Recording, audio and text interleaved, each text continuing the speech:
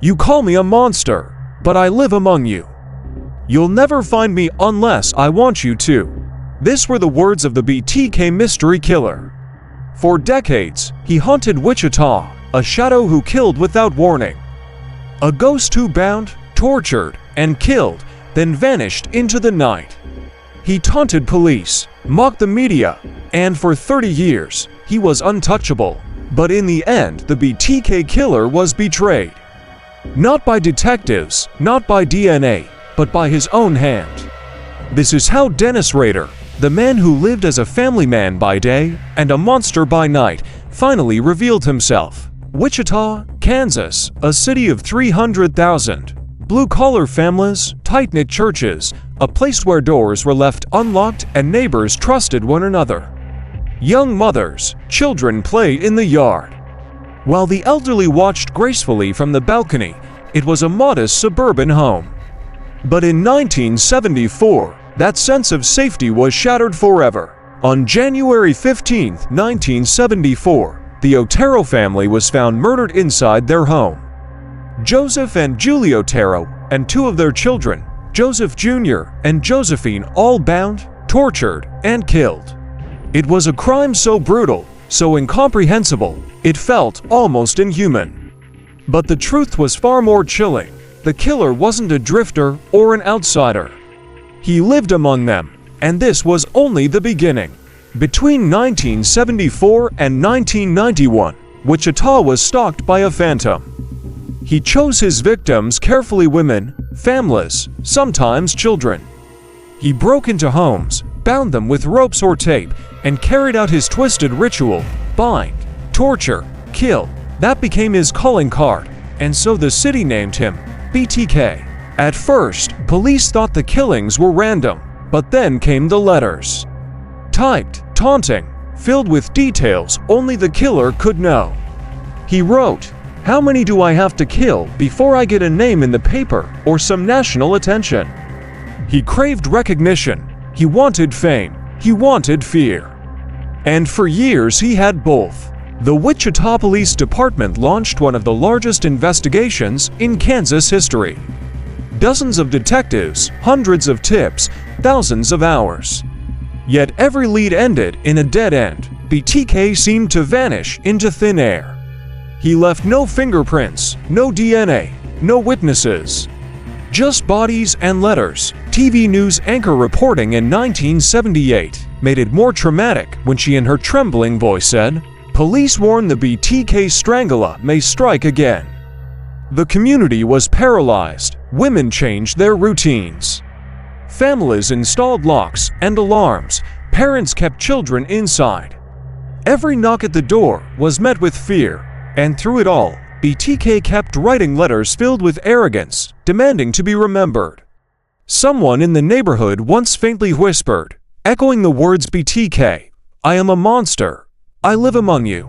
After more than a decade of silence, BTK resurfaced in 2004. A letter sent to the Wichita Eagle claimed responsibility for murders long forgotten.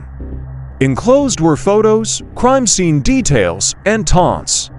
Once again, BTK was hungry for attention. But this time his arrogance would be his undoing. The letter contained a question. BTK asked police if a floppy disk could be traced. He wrote, "Be honest, if not, I'll use one." Detectives replied publicly through the newspaper. It would be safe. BTK took the bait. When BTK reappeared after years of silence, Wichita detectives knew two things: he was still alive, and he was still hungry for attention. The letter in 2004 wasn't just a confession, it was bait. BTK wanted the spotlight back. And if they played it right, his arrogance could be his downfall, but it was a dangerous game. Every time BTK wrote, the city held its breath. Would he strike again? Was this his way of announcing another victim? Police had no choice but to respond carefully, strategically, publicly. For the first time in decades, they had him on the line. In the newsroom clamor, phones ringing, headlines flashing across TV's station, the question were the same: is BTK back? The community fear rose again. BTK was addicted to recognition. He needed to be seen, needed to be feared, and detectives realized they could use that addiction against him. So when he asked, "Can a floppy disk be traced?" they saw their chance. The bait was set. The trap was waiting. All they had to do was wait for BTK to betray himself. In February 2005, BTK sent a floppy disk to a local news station. Investigators immediately scanned the metadata. Hidden in the code were 3 words that cracked the case wide open: Christ Lutheran Church.